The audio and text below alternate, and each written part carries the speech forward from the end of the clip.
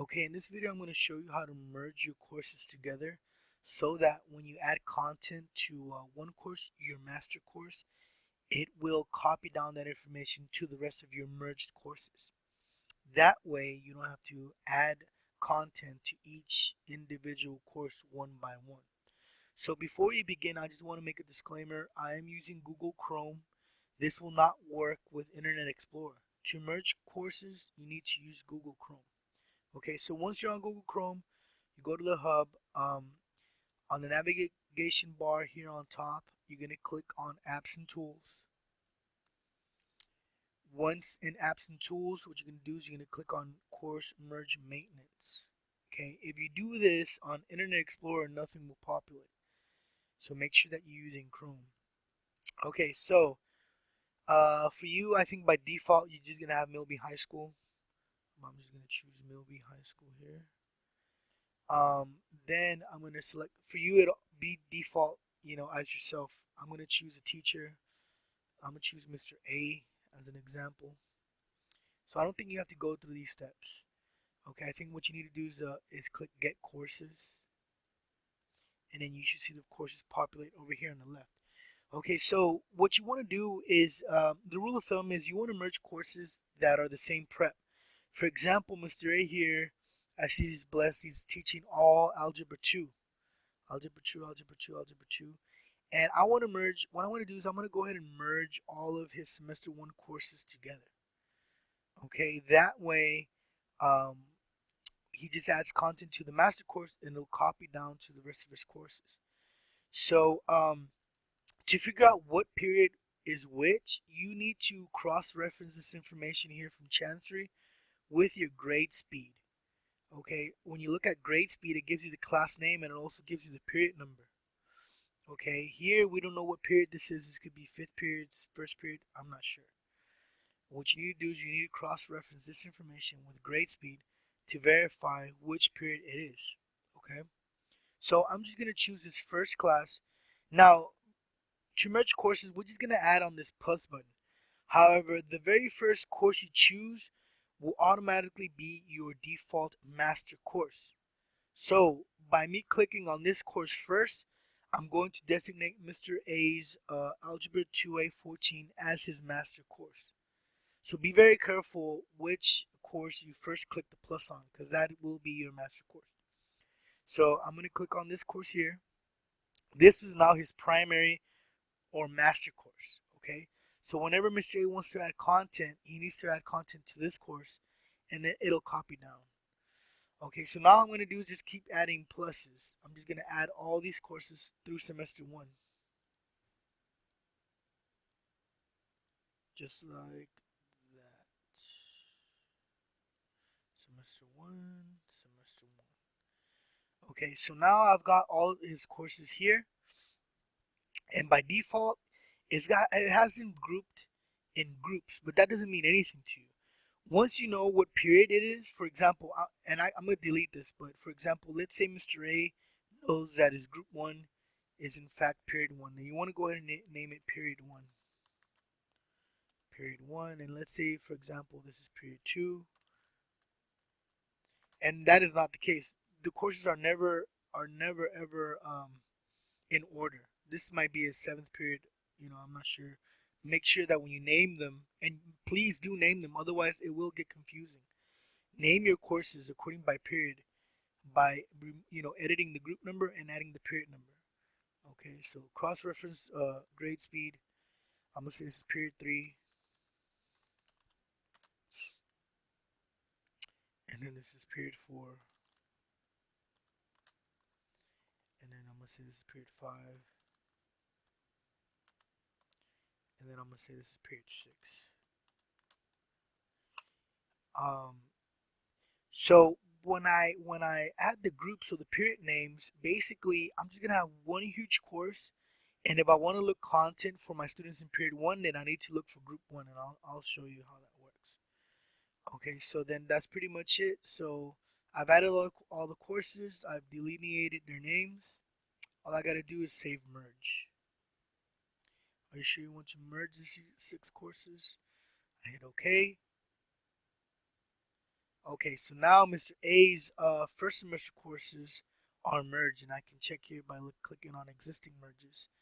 So all of his semester 1 algebra 2 courses are now merged. His primary course is 2A, um, 14, which is this one here. So you can always edit. See, I see here I didn't label this group. I didn't give it a period number. And it's very important that you give each group a period number because, like I said earlier, group numbers don't mean anything to you. So what I'm gonna do is I'm gonna go here and I'm gonna click edit. You can always go back, right, and look at your existing merges and edit, what you created. You can undo the merges, or you can edit any of the information. So I'm gonna click on edit, and I'm going to name group 6 period 6. Okay, and then once you change that, make sure you hit the little check mark, the green check mark, and that'll update it for you. And then hit update merge. Okay, and then now let's check on our existing merges. And yes, so now I have all my periods, period 1, 2, 3, 4, 5, 6.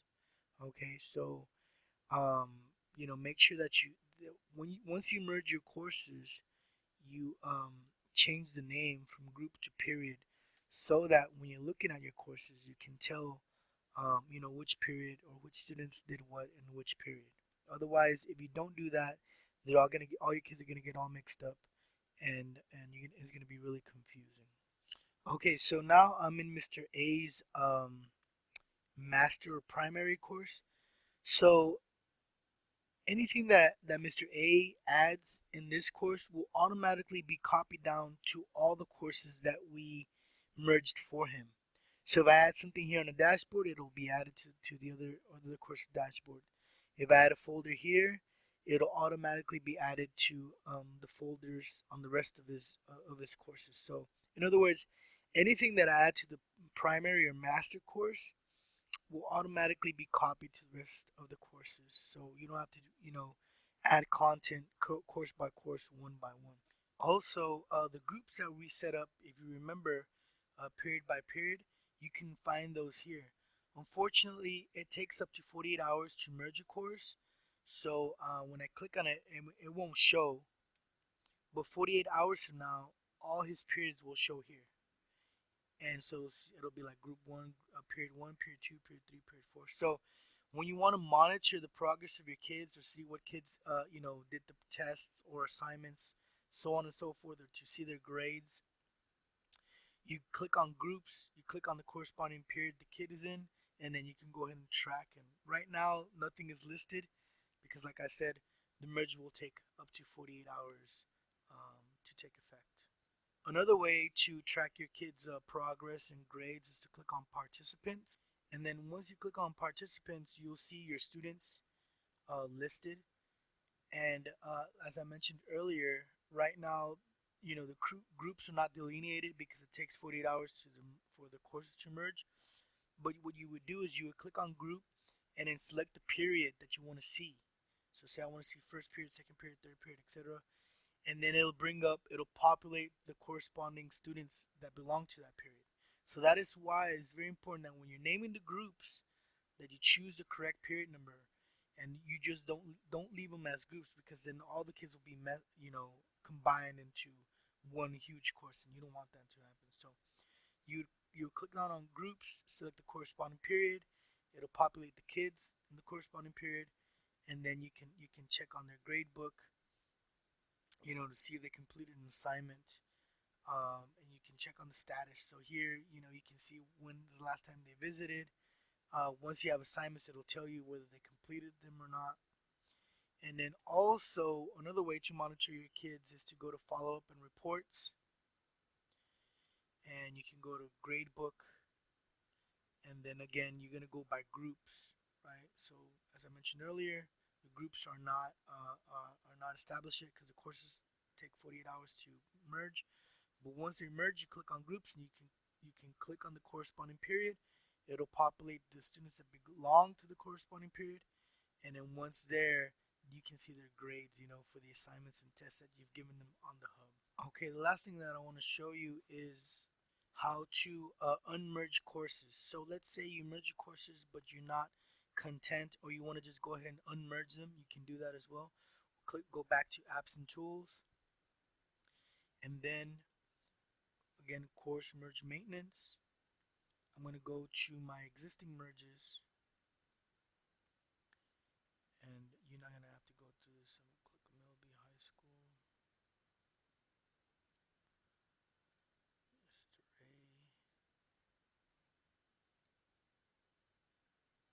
and then existing merges.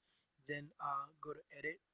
And then, since I just basically named these courses without really knowing what courses, are his, so I'm just gonna go ahead and unmerge. So I'm gonna hit delete merge. So when you hit delete merge, basically you're unmerging your courses. Am I sure? Yes. And here we are. So basically his courses are now unmerged. So just in case you ever want to unmerge your courses, you just go back, apps and tools, existing merges, edit, and then delete merge.